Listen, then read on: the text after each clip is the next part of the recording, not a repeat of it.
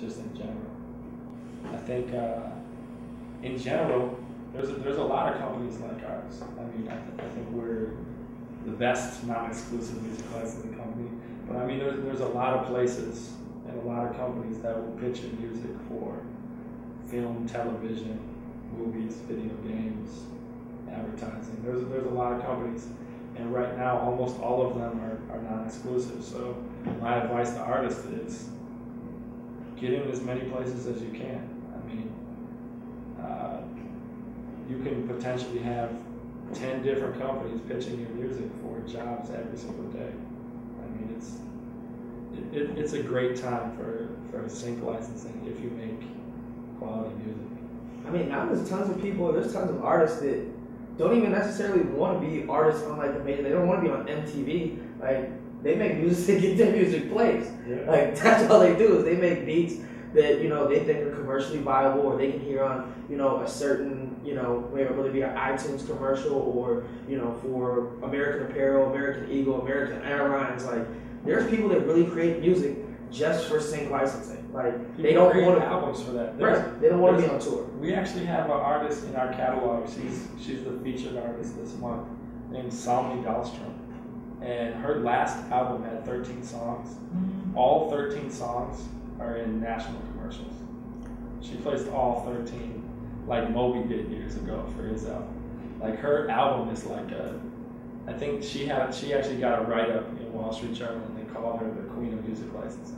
She's a completely independent artist. She created an album and got 13 national commercial campaigns from Juicy Couture, Nike, Schwab, Bank of America. Like, all of these commercials, she did it completely independently. She doesn't even have a major publisher involved, nobody.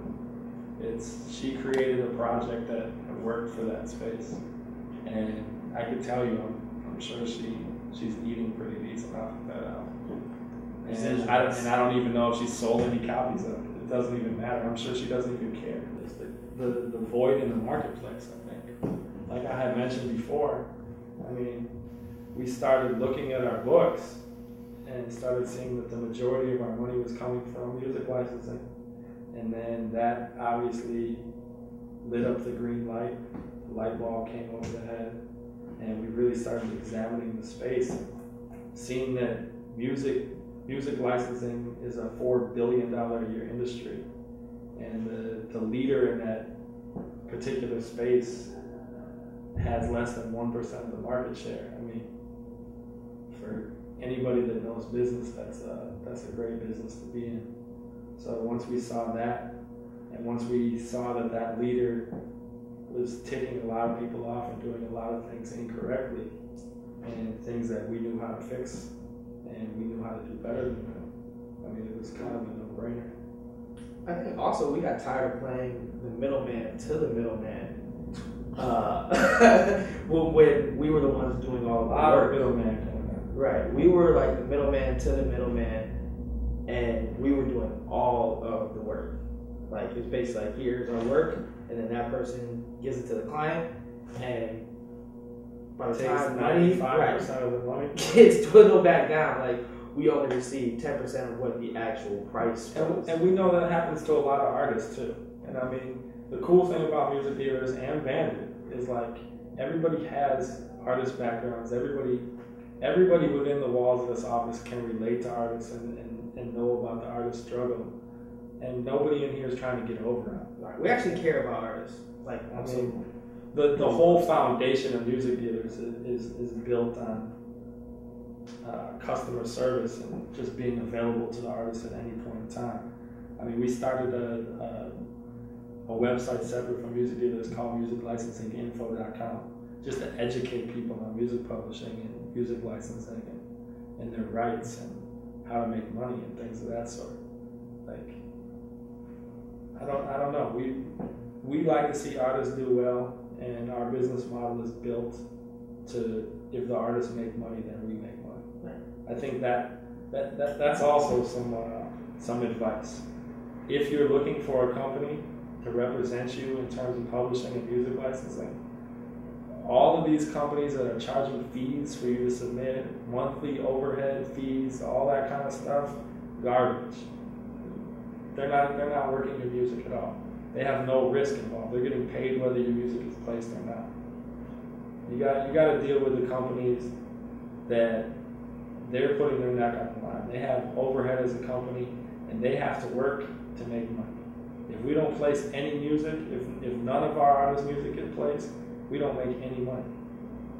And just to speak further to the fact of how much we care about artists, both Eric, John, and myself have given our own personal funds, and I'm not talking about like hundreds of dollars here. I'm talking about thousands of dollars. Like we've put into our artists and projects that we at the time felt we're deserving of our personal funds, and we've had that not work out. Each one of us has taken huge L's on money, and I think that's another thing that managers also need to just sit back and think about, like prior to spending money on just your artists. And you need to think about where you're spending that money. Like rather than giving them per diem when they're on the road or whatever the case may be, you can kind of lock yourself. It's just like parenting. It's like when you keep giving to your child, and you give and give and give. By the time they're 16 and they start asking you for a BMW, there's a reason why they're asking you for a BMW and not just to use your car. They're asking you for a BMW because your entire life, all you've done was give, and you've given. And, that's the same relationship with, a management company and an artist. We don't make a habit of supporting our artists, but, the ones that we believe in, we have. And, at times, it can seem like, not necessarily that it just puts you in an awkward position because it's now expected of you, because you've continued to do it. So they can always ask, well, why aren't you going to do it now since you've already done it? So managers just need to reevaluate and think about where you want to put your money. If it is your own personal money, like it might be spent better elsewhere if you just took a couple hours to really sit and think about, budgeting out finances. So definitely make a smart budget with your money, because you might not get it back. You might just have some belt buckles that light up. www.bandit, that's BANDIT, Productions with an S.com. And obviously musicdealers.com. BanditProductions.com is kind of old and outdated, so yeah, the stuff that we spoke on today you might not see on there in the upcoming months. Yeah, HCAM.com. We're the best. There's